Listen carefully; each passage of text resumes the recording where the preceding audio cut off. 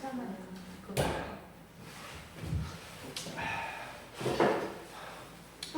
민법이 자 민법을 파트가 총칙하고 물권하고 채권하고 그 다음에 민사특별법 이렇게 세 파트 합니다. 저희가. 근데 민사특별법에서 5개 법률이 있어요. 그 6문제 나오거든요. 그러니까 이제 전략적으로 어쨌든 과락만 면하면 됩니다. 40문제니까 20점 20개 이상을 맞으면 돼요. 근데 총칙이 좀 어렵습니다. 그러니까 나중에 끝에 갔을 때는 물권하고 채권을 많이 열심히 하십시오. 어차피 민법은 무조건 50점만 넘으면 돼요. 이게 총칙하고 이제 총칙하고 물권하고 채권하고 민사특법 5개가 있는데 물권하고 채권을 많이 공부하세요. 그게 더 쉽습니다. 총칙이 더 어렵거든요. 근데 총칙을 모르면 물권, 채권을 헷갈리긴 하는데 총칙, 물권, 채권하고 그 다음에 시간 되면 총칙 하시고 그 다음에 5가지 민사특별법은 어려우시면 버리세요.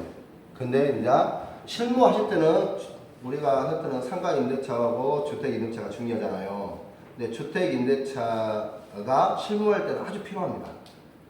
공부하실 때 주택임대차를 많이 이제 합격하셔갖고 많이 공부하셔야 돼요. 주택임대차를 아시면 공짜로 상가임대차 따라와요. 똑같아요. 그냥 한 4개, 5가지만 틀리고 똑같이 갑니다. 주택임대차 훨씬 어렵거든요. 이게 왜냐하면 중개법에서 경리를 좀 알아야 이게 좀 많이 압니다.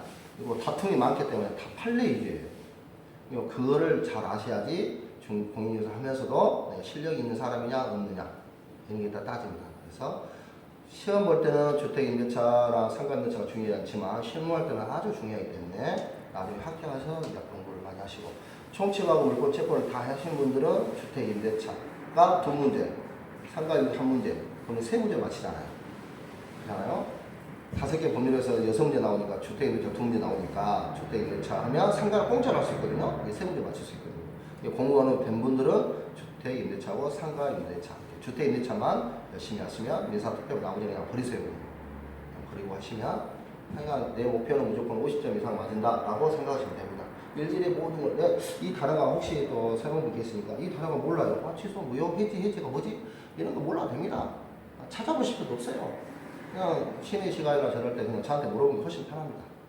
찾고 그러면 안 돼요. 양이 1000페이지가 넘기 때문에 찾다가 쓰러집니다. 그럴 것이다.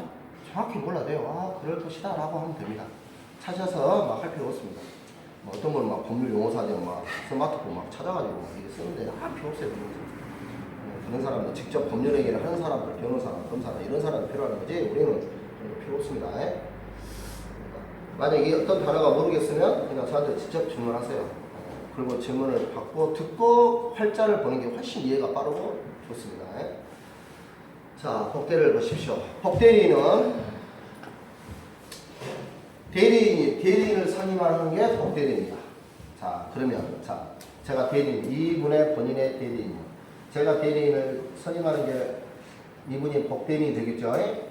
그러면 이 법대리인을 선임할 때 누구 이름을 할까요? 이분 대리권을 준, 수권인을 준 이분 본인의 이름을 할까요? 제 이름을 할까요? 제가 선임한다니까요. 내 이름으로. 대리인 이름으로 하는 거예요. 법대리인을 선임할 때는 대리인의 이름으로 선임하는 거예요. 그러면 대리인이 선임하니까 이건 대리행위예요, 아니에요? 대리행위가 아닙니다. 아니, 내 이름으로 한다니까요. 대리인 이름으로. 대리인 이름으로 법대리인을 선임해요. 그러니까 대리행위가 아니에요, 이거는. 누가 책임져요? 그 책임에 내가 책임져요. 내 이름을 하니까. 물론 법대리인은 누구 대리냐? 내 대리인이 아닙니다. 법대리인은 대리인의 대리인이냐? 아니에요. 선임은 제가 하지만 이 법대리인도 똑같이 대리권하고 똑같이 됩니다. 이분도 이분의 본인의 대리인이고 나도 이분의 대리인이에요. 다 내가 선임만 하는 거예요. 아셨죠? 법대리인도 누구다? 본인의 대리인이에요. 대리인의 대리인이 아니고 저의 대리인이 아니고 본인의 대리인. 다만 제가 선임할 뿐이에요. 그럼 선임할 선임권을 줄 것이냐 말 것이냐 임의대리하고 법정과 다릅니다. 책임도 달라요. 근데 중요한 것은 누구 이름으로? 대리인의 이름으로 선임하고 이 선임의 행위는 대리행위다 아니다? 아니다. 자, 법대리 정의가 그럽니다. 법대리인의 정의는 대리인이 자기 이름으로 대리인 이름으로 선임한 행위고 그 행위는 대리행위가 아니다. 아울러 법대리인은 누구 대리인이다? 본인의 대리인이다. 아셨죠? 그게 기본 패턴입니다. 기본 정의. 법대리인은 누가? 대리인의 이름으로 선임하고 그 행위는 대리행위 아니며 법대리인도 본인의 대리인입니다. 그래서 정의가 중요합니다. 의의가. 법대리인은 대리인이 그 권한의 행위를 하기 위해 대리인 자신의 이름으로 대리인 자신의 이름으로 선임한 본인의 대리인이죠. 대리인의 대리가 아니고 본인의 대리인입니다. 의의가 중요합니다.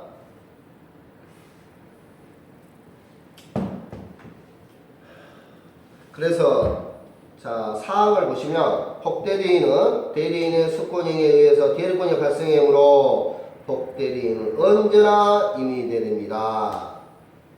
법대리인은 대리인이 선임해야 되니까 법대리인은 임의대리밖에 발생하지 않겠죠? 그래서 임의대리만 성립한다 이런 뜻입니다.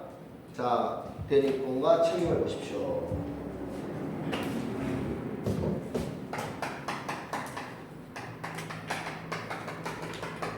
법대리인을 선임할 수 있는 권한이 복임권입니다. 복임권과 책임.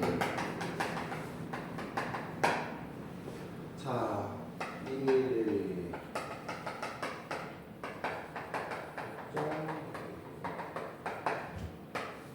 지금 제가 뭐 하고 있어요? 복임권 하고 있어요.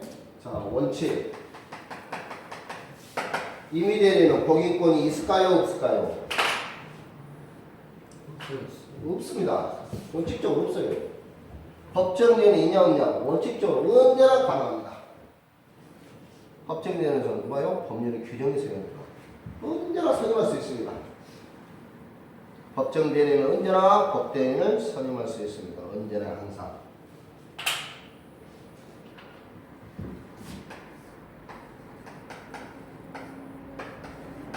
예가 있습니다. 선임할 수 있는 예.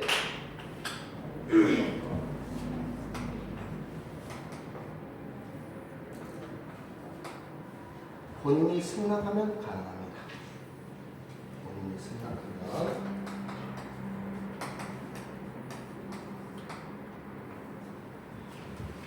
부득이한 사유가 있으면 승낙합니다. 임의대는 원칙적으로 복임권이 존재하지 않지만 외적으로 본인이 승낙하거나 부득이한 사유가 있으면 법대리인을 선임할 수 있습니다. 이는 내가 뭐라 했어요? 언제나 선임할 수 있다 했습니다. 이 부득이한 사유는 밑에 책임 때문에 쓴 거예요. 부득이한 사유가 있을 때 외적으로 선임한다. 그 말은 틀립니다. 다시요. 여기다 부득이한 사유가 있으면 책임 때문에 제가 쓴 거지 부득이한 사유가 있으면 외적으로 선임한다. 그런 말이 아닙니다. 지금 얘는 언제나 쓸 수 있다는 말입니다.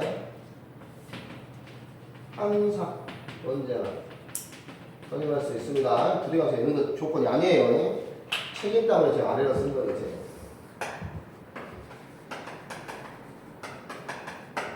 책임이 달라집니다. 자, 임의대리와 법정 대리인 중에 누가 책임이 더 무거울까요? 그렇죠. 법정이면 당연히 책임이 무거울 거잖아요. 왜요? 언제나 항상 마음대로 제 마음대로 대리인에서 막 법정 대리인이 아무 사람에도 막 법대리인 선임할 수 있다니까요. 이 책임이 훨씬 무겁겠죠. 그런 것을 뭐라고 무과실 책임이라고 합니다.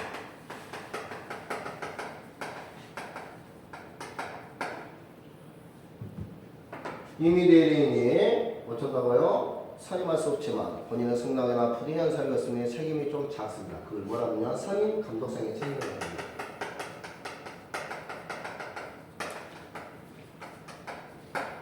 선임하고 감독해야 돼요. 아까 말했잖아요. 본인이 승낙하더라도 누구 이름으로? 대리인 이름으로. 그러니까 선임해야 되죠. 선임해서 과실이 없어야 되고 감독해야 되잖아요. 본인이 선임했으니까 감독한 과실이 없어야 됩니다. 그 과실에서 책임을 진다는 말입니다. 그런데 얘도 책임에 경감 사유가 있습니다.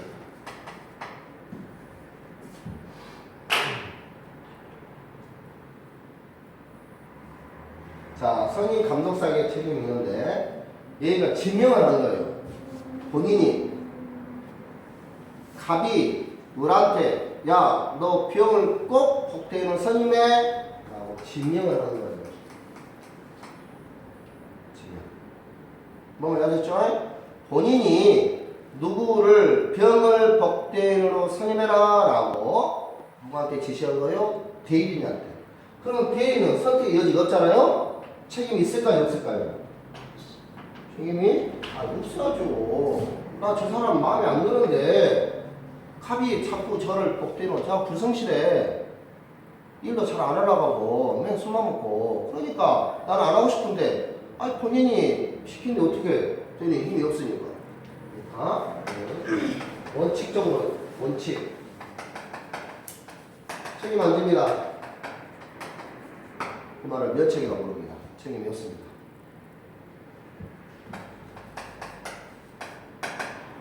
외적으로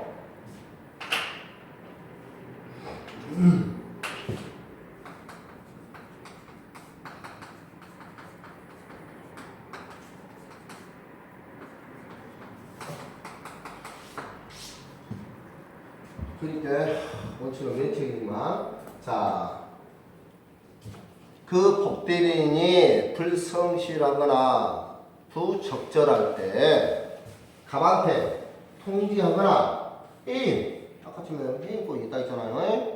해임을 하지 않은 해태란 말은 게을리한다는 말이에요. 통지나 해임을 게을리할 때는 외적으로 책임이 있습니다 이 말입니다.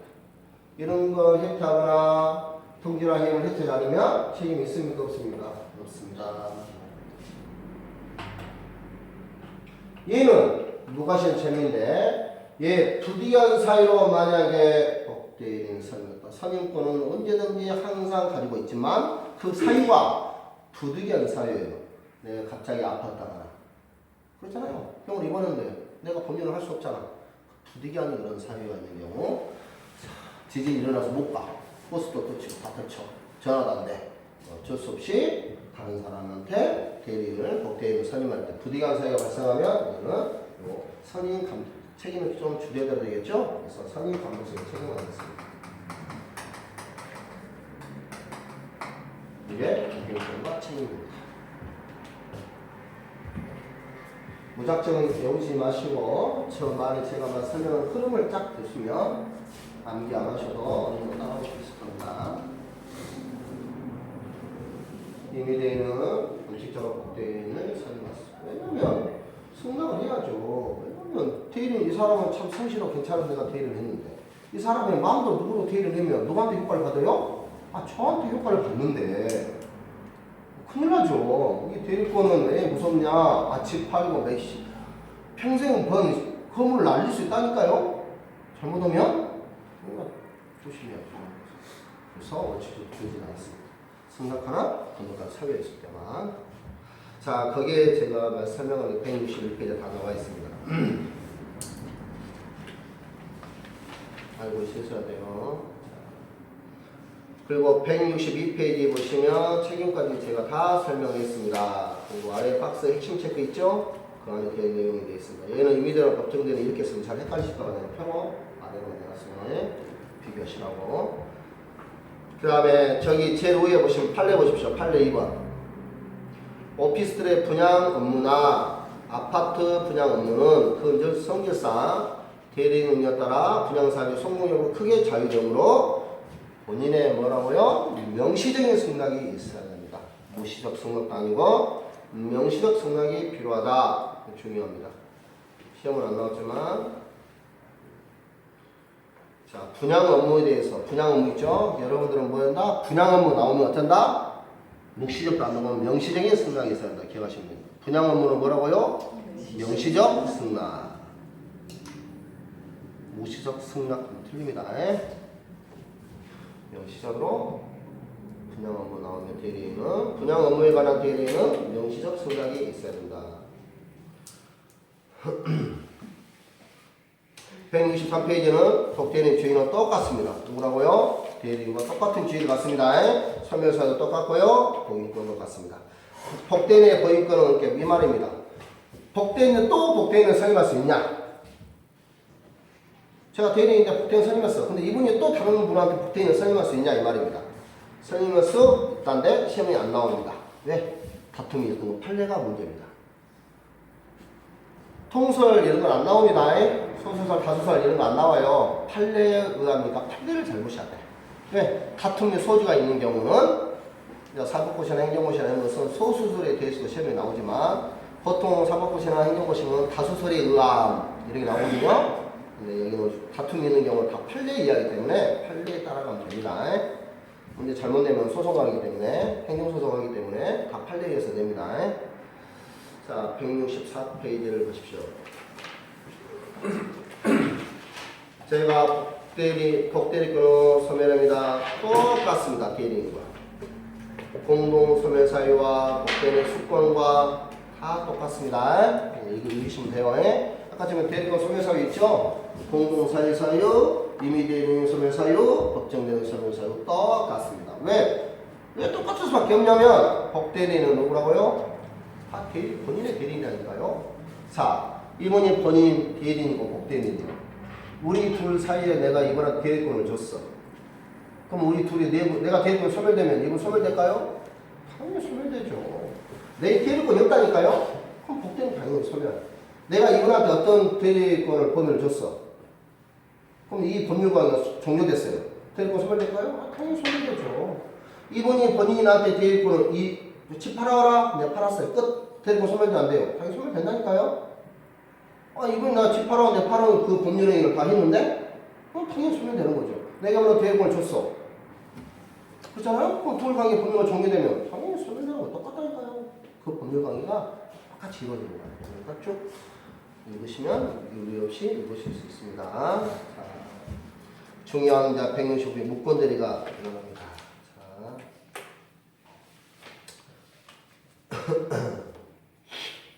자, 165페이지 보시면 자, 엄청 많이 나왔죠. 15회부터 시작해서 작년 시험 25회까지 시험에 나왔습니다. 무권대리. 자, 의의를 보시면 1번 무권대리라 대리행위의 다른 요건을 갖추고 있으나 대리행위의 모든 요건을 갖추고 있으나 뭔만 없다? 대리권만 없다. 대리권만 없는 게 그러니까 대리행위야 아니냐에서 대리행위 아니면 무권대리 된다? 안 된다. 자, 봐봐요. 갑과 을과 병이 있는데 갑과 을 사이에 본인과 대리 사이에 대리권이 전부가 있다 했잖아요. 이 토익권은 전부 없는 거야. 근데 이게 당연히 대리행위가 많이 아니면 무권대리가 성립 안 한다니까요. 당연히 대리행위는 정상적으로 가야 되는데 요 갑과 을 사이에 대리권만 없는 경우가 무권대리입니다. 이 자체가 대리행위 아니면 무권대리 논할 여지가 없습니다. 그러면 아셨죠? 대리권 전부에 관한 문제니까 대리권만 있는 경우를 말하는 거고. 자, 3번에 보시면 상대방과 거래 안전을 보호하면서 아울러 본인과 이익을 조정할 필요성을 대두했다. 그 말은 효과를 어떻게 발생시키냐 이 말입니다. 그런 조절할 필요성을 대두했다. 표현 대리가 문제된다 이 말입니다. 지금. 그래서 두 개로 나눕니다. 무권 대리는 표현 대리와 협의 무권 대리. 그리고 둘 다 표현 대리도 뭐 한다? 무권 대리입니다. 표현 대리는 유권 대리가 가면 안 돼요. 표현 대리도 무권 대리입니다. 표현 대리는 냄새가 나는 거야. 본인과 대리인 사이에 뭔가 관계가 있어. 상대방이 봤을 때 뭔가 냄새가 나. 협의 무권 대리는 전혀 냄새가 안 나는 거예요. 그래도 둘 다 무권 대리입니다. 자, 표현 대리에서 제가 166페이지인데 저는 거꾸로 갑니다. 어디로 가시냐면 174페이지를 피십니다.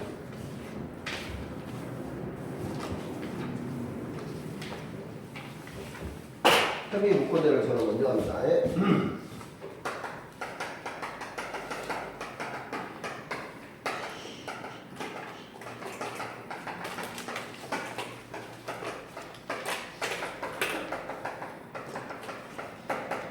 표현대리도 무권대리입니다.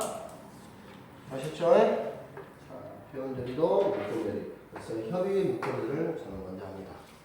자, 갑하고 사례로 그냥 설명을 하는 라인 여기 있고 자, 표현했습니다.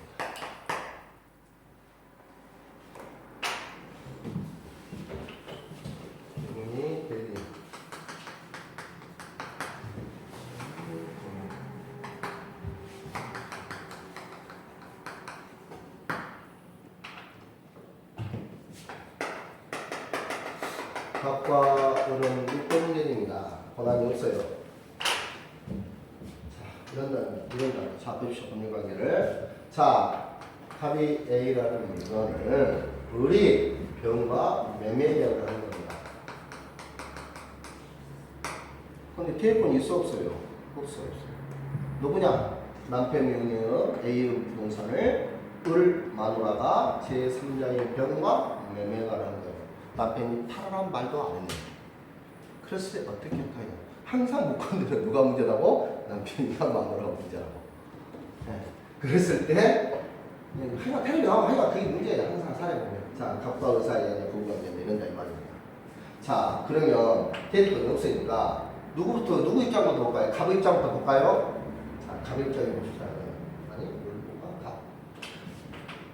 자, 갑의 원수 같은 마누라가 집을 자기 혼자 마음대로 파는 거예요. 그러면 얘가 할 수 있는 방법 두 가지가 있습니다.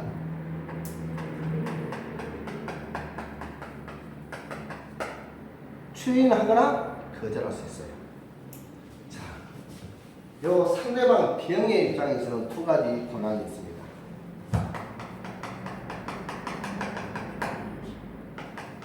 제보권과 사례권이 있습니다. 자, 예를 들면 이런 뜻입니다. 병이 이제 못 끊는지 알았어. 병이 갑에게 이렇게 말합니다. 너 정말 안 팔래? 너 아내가 팔라고 계획을 했는데 너 정말 안 팔래? 라고 물어보는 게 최고권입니다. 최고권은 뭐냐면 촉구하는 거예요. 너 정말 안 팔래? 너 정말 안 살래? 너 진짜 돈 안 갚을래? 라고 말하는 게 최고권입니다. 확인하는 거예요. 미성년자가 법률을 했을 때 법정되는데 부모한테 진짜로 안 팔라요? 정말 안 살라요? 라고 물어보는 게 최고권입니다. 그럴 수 있잖아요. 자, 병이 갑에게 남편한테 너 정말 집 안 팔래? 그러니까 뭐라 했어요? 갑은 남편은 마누라가 이쁘면 추인할 것이고 마누라가 미우면 거절할 것이요. 추인한단 말은 동의한단 말입니다. 동의한다. 그래? 우리 마누라 그래서 어쩔 수 없구나. 알았어. 집 팔게. 라는 게 추인. 뭔 소리냐 이놈아. 안 팔란다. 거절하는 거. 그래서 갑의 입장에 갈 수 있는 권리가 추인권과 거절권. 병의 입장에 가지고 있는 게 채권권과 차례권. 한번 이해되셨죠? 자, 그러면 자, 추인을 합니다. 자, 추인을 하게 되면 얘는 자, 이 행위는 자, 이 매매 계약은 무효 행위입니까? 유효 행위입니까? 네? 무효라니까요. 대리권이 없으니까 하는 것은 지 마음대로 하는 거 무효 행위예요. 근데 얘가 추인해버리면 뭐가 된다? 얘는 무효인데 유동적 무효예요. 절대적 무효가 아니고. 무효는 두 가지가 있거든요. 절대적 무효 사유와 유동적 무효 사유. 상대적 무효 사유. 그러면 절대적 무효 사유란 말은 어떤 경우도 다 무효가 돼요. 근데 얘는 상대적 무효나 또 유동적 무효란 말은 얘가 추인하면서 유효가 될 수 있거든요. 유동적이란 말이 그대로.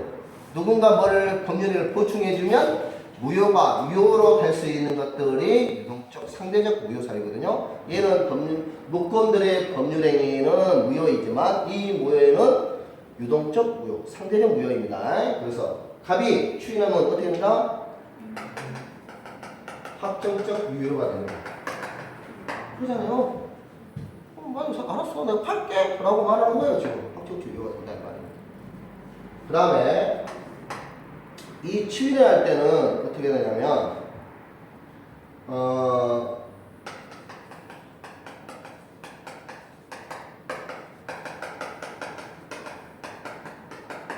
일부만을 추인하거나 이 법률을 변경해서 일부를 변경해서 추인하는 경우는 가능하냐 이 말입니다. 추인을 하긴 한데 예를 들어서 이 말이에요. 제가 가기를 요 둘이 1억을 팔았어요. 1억을 팔았는데 갑이 뭔 소리야 임마. 야 1억 2천을 팔란다. 이렇게 할 수 있을 거 아니에요? 일부 추인한다 이 말이에요. 나 1억 2천을 나 팔란다. 너 어쩔래? 라고 할 수 있냐 없냐 이 말이에요. 가능하다. 가능하다.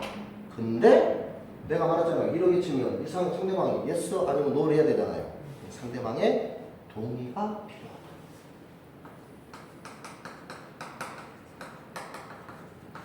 그러면 동의가 필요하겠죠. 그럴 거 아니에요. 이 둘 사이의 계약은 1억인데 나는 1억 2천에 팔고 싶어 라고 말하는 거예요. 변경해서. 그러면 상대방도 동의가 알았어. 그러면 일부 주인이 성립 하겠죠. 그럼 확정적 유효가 되겠습니다. 자, 얘가 3번. 예, 3번이 중요합니다. 요 추이를 하게 되면 소금력이 있냐 없냐 이 말입니다.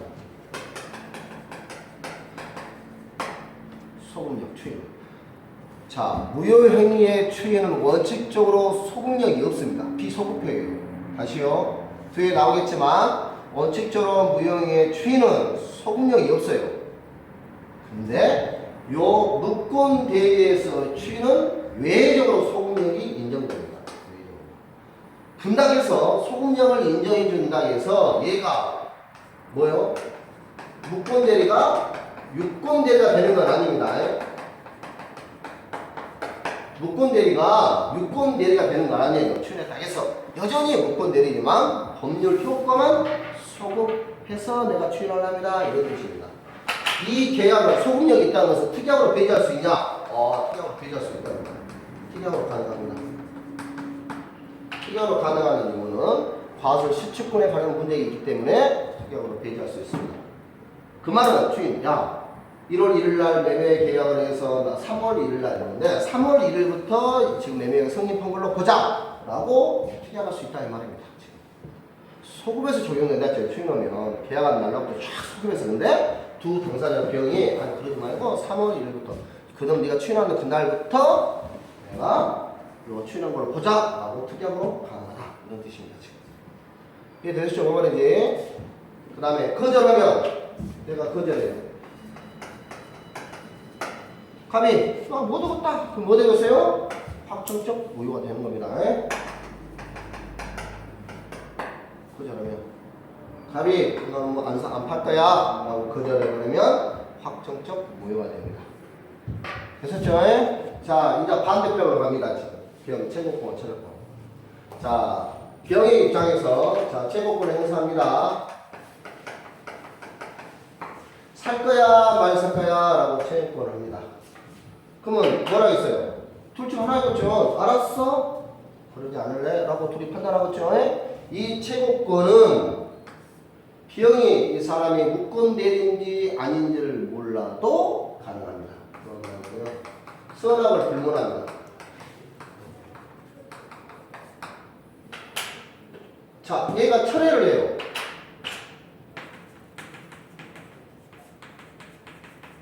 이 채권권이 중요한 게 뭐냐면 병이 얘를 몰라야 돼. 선의할 때만 가능합니다.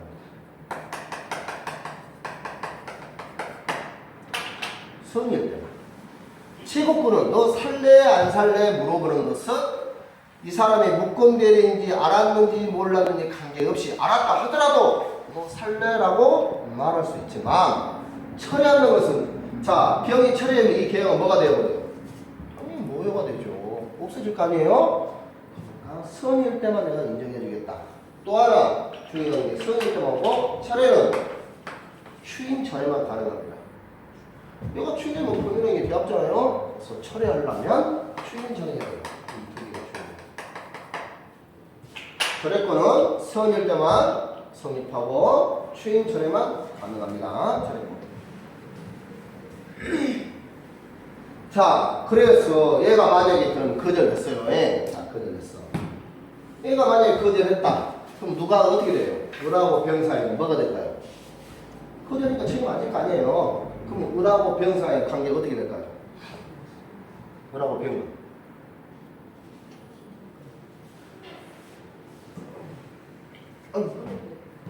을하고 병은?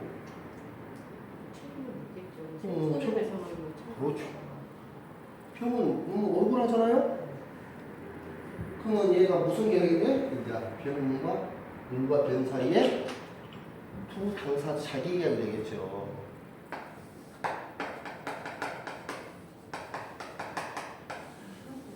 그러면 이 자기 계약이 되면 을은 무조건 소리만 책임을 질까요? 자, 그럼 다시요. 자, 좀 어려운데. 얘 둘이 을과 병 사이의 이 계약이 유효일까요? 둘 사이를 말하는 겁니다, 지금. 을과 병 사이의 이 계약은 유효일까요? 무효일까요?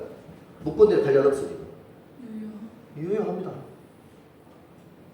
무권대리에 얘 3자에 관해서는 얘는 뭐가 되냐면 대리권에 관련해서 문제예요, 지금. 분명 무효해야 되지만 대리권을 벗어나서 을과 병 사이에 둘이 계약하는 것 자체는 유효입니다. 이분, 자 봐요. 이분의 부동산을 내가 집을 저하고 이분하고 둘이 계약하는 거야. 야, 저 집 있으니까 내가 1억에 내가 사시오 내가 팔라니까. 그럼 계약은 유효할 거예요, 무효일까요? 계약 자체는 유효해요. 내가 청와대에 사고 내가 팔라니까 사세요? 계약이 이분하고 나하고 유효하다니까요? 네? 그거 아니어도 다 유효해. 계약 자체는 유효해. 이게 계약은 유효합니다. 유효하는데 어떻게 되겠어요? 결과적으로 이 사람은 결과적으로 손해 책임질까요? 아니 몰라 아직. 왜? 우리 이거 소시하고 사보러 오지. 사가지고 얘한테 팔면 되죠. 그럼 정상적인 계약이 되는 거예요. 못 샀다. 못 사면 어떻게 됐어요? 책임자가 손해배상 책임을 청구하고 있죠. 무조건 토리에 됐으니까 얘는 무효가 돼서 얘는 무조건 손해배상 청구가 아니 그러면 안 됩니다. 구체적인 사례 들으면 얘가 살 수 있다니까요. 집이 부재 빵빵해. 저갓집이 돈 많이 줘. 갑자기 아버지가 돌아가 상속을 많이 받았어. 얘야 내가 네 사물로 팔아라. 사가지고 이분한테 팔면 돼. 그러면 유효한 계약이 되는 겁니다. 그래서 얘가 채무가 불이행됐을 때만 손해배상을 치는 거지 이 자체로 손해배상 책임을 지는 건 아닙니다. 그럴 거 아니에요? 그래서 이런 경우가 타인 권리를 매매할 수 있다. 이렇게까지 나오진 않겠지만 이런 관계도 있다. 무조건 막 된다 이렇게 생각하지 마시고. 자, 됐습니다. 아, 또 추인데 빼먹은 게 있네요. 빼먹은 것이 있네.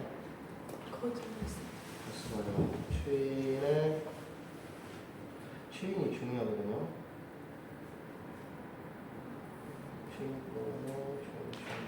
아, 이거 빼먹은 거 있네. 자, 만약에 이 추인을 추인할 때 을하고 병 중에 추인할 수 있고 을한테도 할 수도 있고 병할 수도 할 수 있을 거 아니에요? 남편이 그래 알았어 그냥 내가 팔게 이렇게 말할 수도 있고 병한테도 알았어 내가 팔게 라고 말할 수 있을 거 아니에요? 을 병한테 다 할 수 있습니다.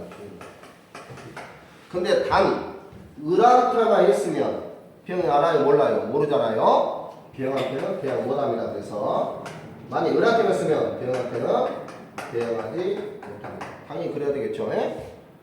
모르잖아요. 병은 을한테만 하면 추인한지를 병은 모른다 이 말이에요. 네가 언제 추인했냐 임마 라고 말을 할 말 없잖아. 대화하지 못한다 이 말입니다. 을하고 병은 탈 수 있지만 을하게만 했을 때는 병한테 대응하지 못한다. 병에 대해 병에 대한 승계랑 탈 수 있냐? 아, 당연하죠. 병의 승계는 당연합니다. 병과 승계인은 동의를 봅니다. 법률행위를 한 자와 승계인은 항상 같이 갑니다. 승계인은 항상 같이 가요. 그래서 병한테는 게 아니라 승계한테도 가능합니다. 그 다음에 무시적 빼먹었어요. 잘 나오지 않는 플레이지만 앞으로 잘 나올 것 같아요. 자, 묵시적 추임은 가능하냐? 자, 아무 말 안 했어요. 자, 이런 경우 봐봐요. 병이 제보했잖아요. 이런 경우 있을 거 아니에요. 너 진짜 안 팔래? 대답하기 싫고, 말하기 싫어. 꼴보기 싫고. 그럼 어떻게 될까요? 네, 어떻게?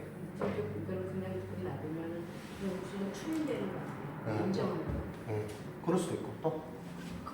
거절하는 거. 어떻게 봐? 그럴 수 있잖아요? 그럴 수 있잖아. 다리. 쳐다보기 싫어요. 미우니까. 그냥 해도, 한 말 안 해버려. 그냥 묵는다. 여행 가보거나. 그러면, 거절을 봅니다. 우리는. 네, 거절을 봅니다. 추인할 수도 있고, 거절을 보는데, 판단할 때는 거절로 봅니다. 보면 아셨죠? 대답 안 하고 가만히 있으면 뭘로 본다? 거절로 본다. 자, 묵시적 추인. 거절 빼고 추인. 묵시적 추인은 어떻게 하냐? 가만히 있으면 안 된다. 적극적 의사를 표시해야 돼.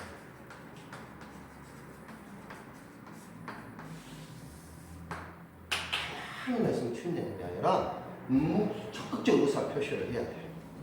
그래서 요 구치적 추임에서의 판례가 여러 가지가 나와 있습니다. 자, 거기 보시면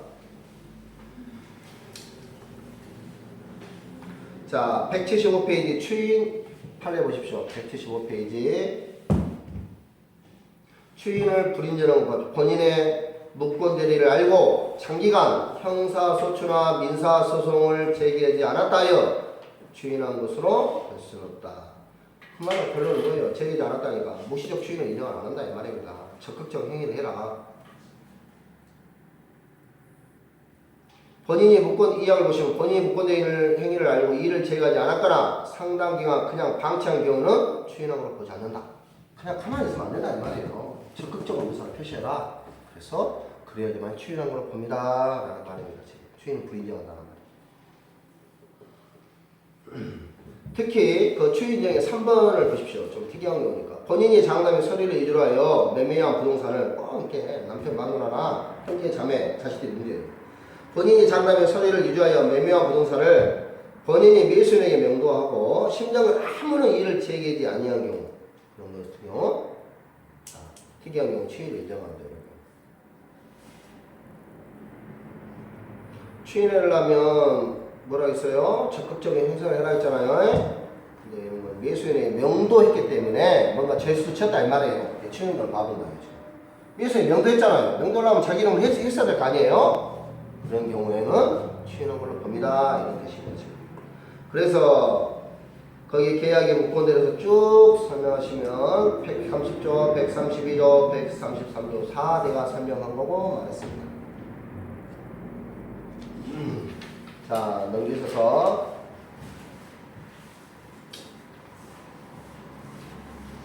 거기는 176페이지 2항도 본인의 추인 거절권도 추인권과 거절권이 있다 했잖아요.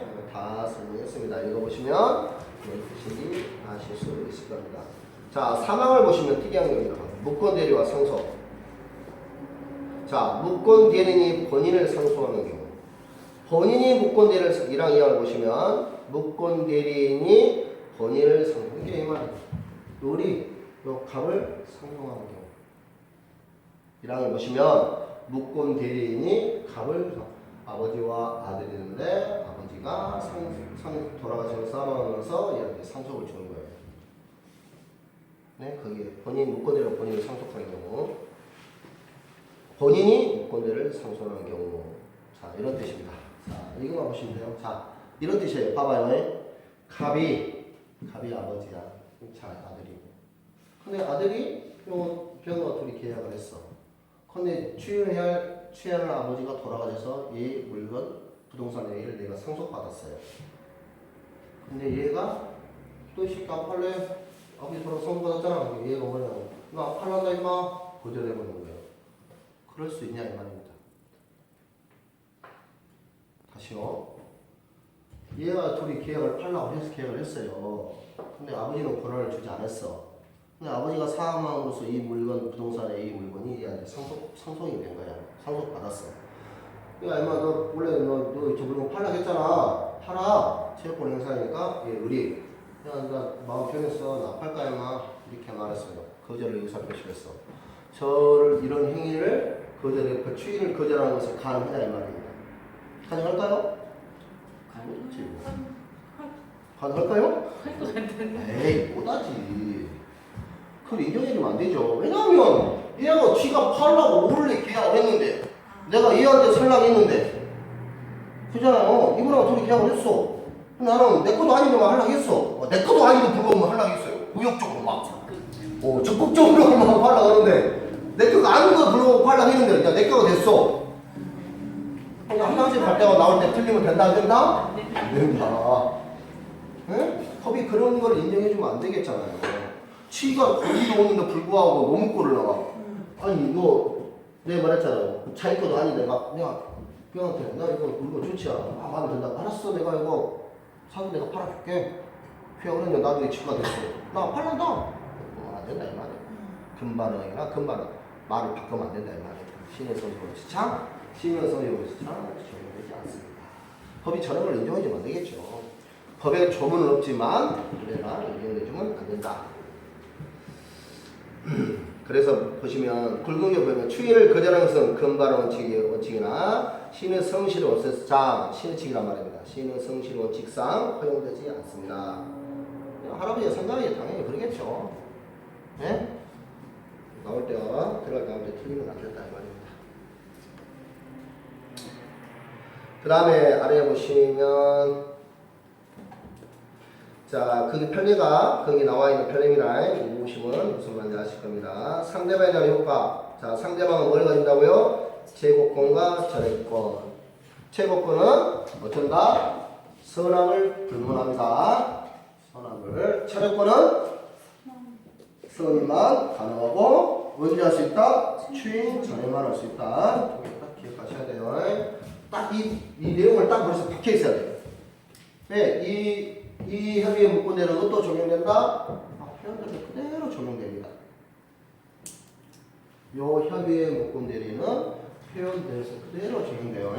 아셨죠? 패턴을 딱 읽으셔야 돼. 추인권, 거절권, 철회권, 최고권. 자, 그게 더 나와 있습니다. 자, 설명을 보고. 거기 3번에 자 상대방의 책임은 어떻게 하냐 이 말입니다. 요 병에 목권이라 성립했을 때요 이 병은 어떻게 한다? 너한테 어떻게 한다? 자 너 이 물건 사와 채무를 이행을 요구하거나 채무가 안 되면 뭐라고? 손해배상을 청구하거나 도청 안 하겠죠? 그 조문이 제 135조입니다. 135조에 보시면 두 번째 1항에 보시면 선택에 쫓아 계약의 이행을 책임을 지거나 손해를 배상할 책임이 됩니다. 책임 불이행으로 손해가 책임을 지겠죠.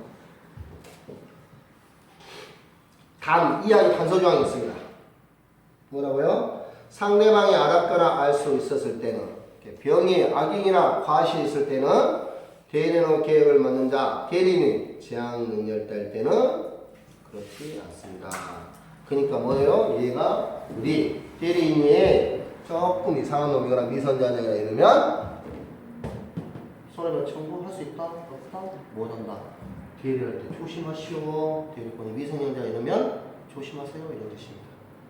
정했자면 손해이행 청구나 손해배상 청구도 할 수 없기 때문에 조심하세요. 이런 뜻입니다. 자, 저기에 그 무권대리 상대방의 책임 135조 있죠. 그 옆에 쓰십시오. 1번 거기에 무권대리 135조 옆에다가 피고가 좀 있잖아요. 거기다가 5가지 정도 쓸 거니까 자 1번 동그라미 대리권 증명 X 두 번째 추인 X 콤마 표현 대리 네? 표현 대리 X 3번 철의 X 철의 X 4번 상대방의 선의 무과실 상대방이 선의 무과실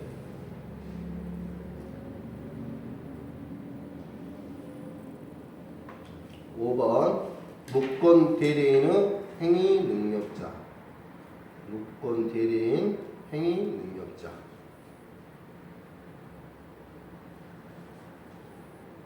지금까지 배우신 거 다 한꺼번에 다 써버렸습니다. 그걸 갖추면 이행을 책임을 지거나 손해를 청구할 수 있다는 말입니다.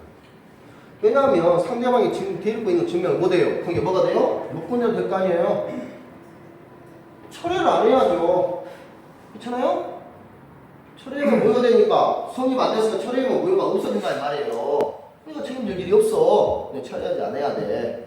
상대방이 얘한테 책임을 물으려면요. 그렇잖아요? 얘가 데리고 있다가 증명해버리면 누구한테 가요? 효가 얘한테 갈 거 아니에요? 책임질 일이 없잖아요. 그렇죠? 상대방이 성이 누가 실어야 돼? 상대방이 알갱이로 갈 수 있으면 책임진다 안 진다? 안 진다. 대리인이 무권 대리인이 뭐가 돼요? 행위 능력자야 돼. 제한 능력자면 책임진다 안 진다? 안 진다. 그 말을 제가 단가를 다 쓴 거예요. 추인하면 지가 책임지니까 할 일 없잖아요. 추인하면 갑이 책임진다니까요? 그러니까 책임질 없잖아. 이게 추인 전해야 된다 이 말이겠지. 됐어요? 표현대로도 성립하지 않아야 된다. 표현대로면 성립하면 누가 책임진다? 갑이 책임진다. 얘는 누가 책임진다? 갑이 책임진다. 그러니까 표현대로가 아니어야 돼. 그 권리를 제가 부르는 것들이 다 성립하면 비로소 비용은 누구한테? 을한테 이행을 청구하거나 손해배상을 청구할 수 있습니다. 라고 말합니다. 아셨죠? 뭐 말인지? 내용들을 한꺼번에 다 써놨습니다. 됐습니다. 보십시오.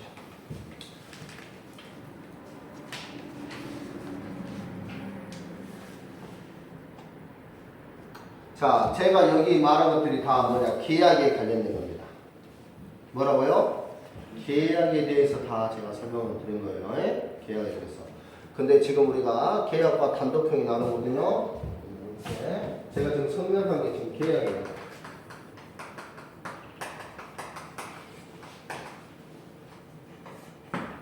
지금 다 설명한 게 협의 물건들에서 계약에 대해서 제가 설명드리는 거고, 단독형에 대해서 설명합니다. 이 단독형에서 능동대리와 수동대리가 있거든요. 근데 별로 어렵진 않은데 이제 이 단독형에 대해서 능동대리와 수동대리를 질문을 많이 하죠. 별로 중요한 것들 좀 이해하기는 어려우실지 모르는데 별로 중요한 것은 아닌데 능동대리와 수동대리가 나옵니다. 수동대리가 말 뜻이 좀 어려워서 자 단독형 이런 의미입니다. 지금. 자, 판사를 하겠지만 이런 뜻입니다. 예를 들어서 각과 을병 사이에 있는데 병이 을이 이런 뜻이에요. 제가 뭐라 했어요 지금? 단독행위라겠죠? 단독행위는 상대방이 있는 단독행위의 종류라고 말했어요. 단독행위에서 상대방이 있는 단독행위와 상대방 없는 단독행위 나눈다 했잖아요. 상대방이 있는 단독행위 예를 한두 가지만 들어보세요.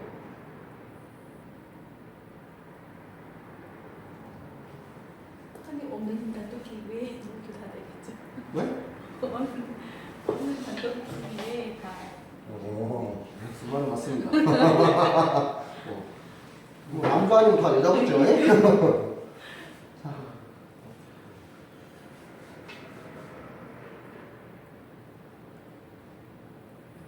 상대방이 있는 단독행위.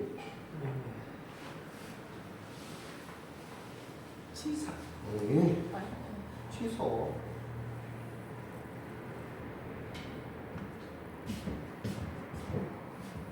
추인도 상대방 없는 단독행위, 철회도 상대방 없는 단독행위, 취소, 철회, 해지, 재무면제 다 이런 것들이 뭐예요? 단독행위예요. 상대방이 있는 단독행위.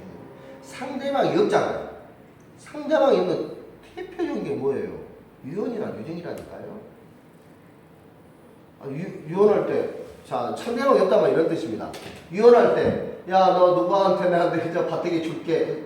누구한테, 누구 상대방 있잖아. 이렇게 생각하시면 안 돼, 그거는. 취소하면, 자, 취소하면 내가 봐봐요. 취소하면 누구한테 취소해요? 상대방. 다? 이분한테 다 내가 취소해요? 아니잖아요. 딱 특정히 그 상대방한테 취소를 하는 거지. 나 처리할게. 누구한테 처리해요? 딱 그분한테 계약상 관련된 그분한테만 처리해야지. 이혼은 내가 이분한테 할 수도 있고 이분한테 할 수도 있고 정해지지 않았어요. 상대방이 없는 거야. 유언이나 유증이나 소유권 포기. 자, 내 책을 내가 벌리려니까 누구한테 물어보고 포기해요? 물어볼 사람이 없잖아요. 그렇잖아요? 그러니까 이건 상대방이 있는 거죠. 자, 상속은 사람이 돌아가시면 상속을 받잖아요. 상속은 단독행위일까요? 상대방이 있는 단독행위일까? 아니면 상대방 없는 단독행위일까? 아니면 계약일까? 아니면 합동행위일까요? 우리가 많이 보잖아요. 상속은 많이 나오니까. 자, 상속은 상대방이 있는 단독행위일까요? 상대방 없는 단독행위일까? 상대방이 있는 단독행위. 상대방이 상속 받을 사람이 있으니까 상대방 상대방이면 단독행위겠죠. 그럴까요? 포기가 아. 진짜. 아씨. 그죠? 상속은 단독행위도 아니고요. 계약도 아니고 합동행위도 아닙니다. 네? 상속은 준법률행위예요. 법에 정해져 있어요. 아, 기재. 법에 정해져 있다니까요. 상속은 맨날 유언, 유증, 상속, 유증은 뭐냐면 유언으로 증여하는 거거든요. 증여도 내가 이 책 드릴게요 이러잖아요. 자, 증여는 그럼 단독행위일까요? 예, 증여는 내가 이분한테 드리자. 자, 내가 이분한테 공짜로 무상 증여, 공짜로 드릴게요. 다 됐어요. 이건 내가 이건 상대방이 있는 단독행위일까요? 예. 아니 아무한테나 줄 수. 아니, 상대방이 있으니까. 네? 상대방이. 근데 내가 드리는 거야. 상대방 있잖아요. 예. 그럼 상대방이 있는 단독행위요. 예. 증여는 계약입니다. 계약. 단독행위는 뭐냐면 내가 드릴게요. 그러면 이분이 나를 안 받을게요. 라고 못해. 단독행위란 말은 내가 이거 드릴게요. 근데 저 하나 줘보세요. 자, 뭐 하나 줘보세요. 자, 공짜로 준 거거든요. 자, 공짜 내가 받았죠. 예. 자, 내가 이걸 받을까 말까 라고 권한이 있으면 단독행위가 아니다니까요. 이분이 나한테 딱 주잖아. 그럼 나는 받고 못할 거 없어. 그냥 내 해야 단독행위야. 그러니까 취소 처리가 그런 거잖아요. 혜진아. 내가 물건 샀는데 나 이거 바꿔줘. 나 처리할게. 그럼 상대방이 처리 안 돼요. 이런 거 없다니까요. 처리하면 그냥 그냥 끝나는 거야. 상대방이 처리권을 받더라 안 받든 관심 없어. 취소하면 취소 안 돼요. 그런 거 없다니까요. 그럼 취소권이 안 돼. 그러면 취소권이 딱 취소하면 벌 끝. 상대방이 받든 안 받든 관심 없다니까요. 근데 증여는 이럴 수 있잖아요. 이분은 받았죠. 세금이 겁나요. 아이씨. 안 받을 수 있어. 계약이거든요. 꼭 증여나 상속 같은 것이 꼭 상대방이나 단독행위니까 이렇게 할 수 있거든요. 헷갈리시죠? 그냥 공부하실 때. 그러잖아요. 증여는 막 주니까 고맙습니다. 받을 것 같잖아요. 증여했는데 이게 지금 저 1년이 좀 폭발해. 받아요? 안 받아요? 안 받아야 되는 거잖아요. 이게 계약이에요. 지금. 네? 상속은 법에 정해지기 때문에 단독행위나 뭐라 말을 못해요. 그러니까 법률행위는 자, 법률행위와 준법률로 나누거든요. 법률행위는 내가 내 행위, 내 표의자가 의사표시 하는 대로 가는 거야. 법률행위는. 근데 준법률은 내가 의사표시가 되는 게 아니에요. 그러니까 채권권은 내가 돈 갚아라. 왜 돈 갚아니까 돈 갚아라 말하면 내가 의사표시 한 거잖아요. 그럼 이게 법률행위예요? 아니라니까요. 법률행위 아니에요. 준법률행위예요. 채권권은. 거절권도 이게 법률행위예요? 아니요. 너도 준법률행위라니까. 추인은 뭐예요? 법률행위야. 상대방이면 법률행위. 틀려 종류가 같이 있어. 그래서 법률행위란 뭐냐? 내가 표의자가 의사표시를 함으로써 행위를 법률행위를 발생시키는 게 법률행위. 이게 법률행위는 누구를 중심으로 하냐? 의사표시를 중심으로. 의사표시가 99.9%고 나머지 플러스 이루어지는 게 법률행위. 준법률은 법에서 규정에 정해진 효과대로 발생하는 거예요. 표시는 내가 하죠. 그러잖아요. 돈 갚아라. 표시는 내가 하지만 내가 표의자가 표시함으로써 의사표시를 하면서 법률가 나타나는 게 아니라 법이 딱 정해져 있다니까요. 내가 네 이렇게 말하면 이 법률의 규정에서 이렇게 효과 나타나 라는 게 준법률행위입니다. 상속이란 그런 거예요. 상속이 정해져 있어요. 각자 n분의 1로 받아라. 옛날에는 장자가 받았는데 옛날 부흥법은 지금은 n분의 1로 나가는 거. 기업은 뭐 이런 거 유료분 빼더라도 n분의 1로 받아라. 상속은 그래서 뭐 말했죠? 이거 말했구나. 시소처럼 말하다가 그러면 좀 쉬었다 합니다. 시간을 이거 딱 맞춰야 되거든요. 시간을 딱 50분, 딱 하고 50분 쉬어주고 동영상 때문에 여기 단독행위, 여기 단독 임무도와 수행이 된답니다. 자, 질문. 아니, 갔다 와서 쉬었다가 질문 받겠습니다. 자, 한번 수업하다가 이상하게 항상 질문하세요. 그냥 넘어가지 마시고. 이해가 안 되면 아직. 그리고 처음 하신 분들은 당연히 이해가 안 됩니다. 이해하시려고 하지 마시고. 이것이 있구나. 라고 드십시오. 네?